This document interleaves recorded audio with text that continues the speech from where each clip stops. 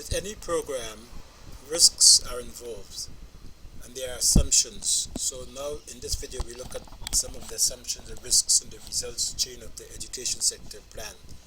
This diagram helps you to see the relationships. Inputs and activities produces results that lead to outcomes that lead to impact.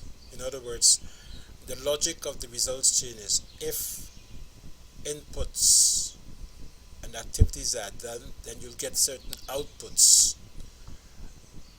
Those outputs lead to bigger outcomes, and the outcomes then lead to an impact on society. So if the government pumps money into the system, into the education sector, then certain outputs should be achieved, outcomes and so on. But between here and there are certain assumptions.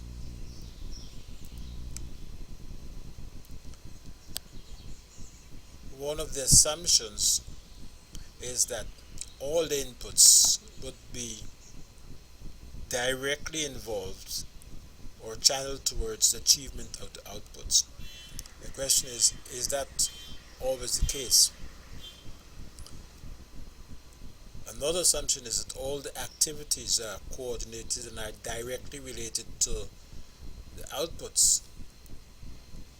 A specific example comes to mind is the writing of the textbooks scenario.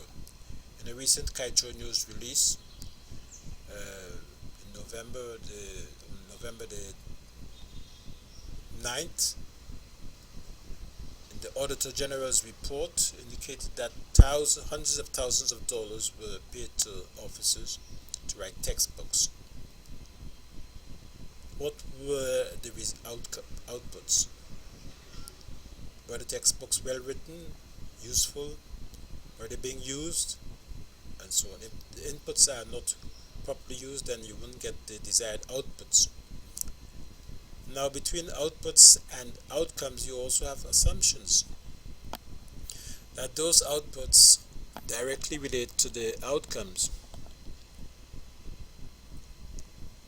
And between outcomes and impact, you have other assumptions. And if these assumptions are incorrect or false, then the consequence will be negative. Now, not all assumptions have the same level of impact. Some have low risks. Others have moderate risks and high risks. So if the assumptions between here and there are faulty, then the impact would be negative, considerable and considerable.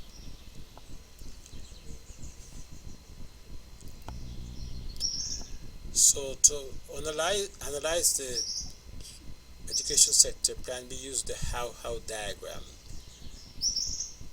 One of the initiatives is to improve the quality of teaching, the quality of education. The overall intention of the sector plan is to improve the quality of education. How do you do that?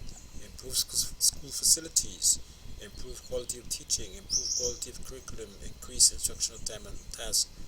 These are all based on the education sector plan that was published by the Ministry of Education and which was available for download from the Ministry of Education website. So this is taken from the education sector plan. How do you improve school facilities? Engineering audits to be done, report cards, PTAs and so on. Improve quality of teaching, how that is done, well, another video will explain that in detail. Improve quality of curriculum, learning assessments, alternative assessments, item analysis of results and so on. Increase instructional time and so on. Do teachers have the 31 critical skills for teaching? If the government is serious about integrating ICT in education, then the question is, do teachers have the 31 critical IT skills for teaching?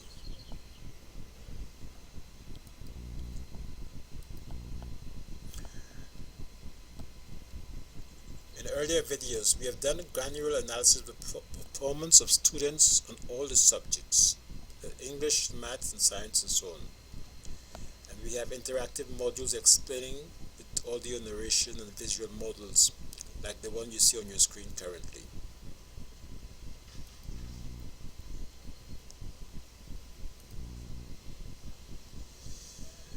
Now let's go to the next slide and see what happens.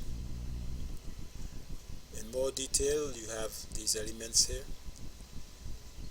How do you improve quality of entrance? If you want to improve the quality of teaching, how do you improve the quality of entrance? Improve quality of instructional tools, improve quality of curriculum, increase instructional time, increase time on task. And how do you do that? How do you achieve this? Improve quality of entrance, get higher quality graduates, pay competitive salaries, raise pedagogic standards, hire selectively, tertiary institutions standard, and so on. How do you improve the quality of instructional tools? Improve textbooks, use ICT in education. How do you do that? Improve layout, design, etc. How do you do that? And create digital content and so on. So I hope this has been useful to all in helping them better understand the Guyana education sector plan and how a structured approach based on scientific methodologies, proven and tested methodologies for evaluating the Guyana education sector plan.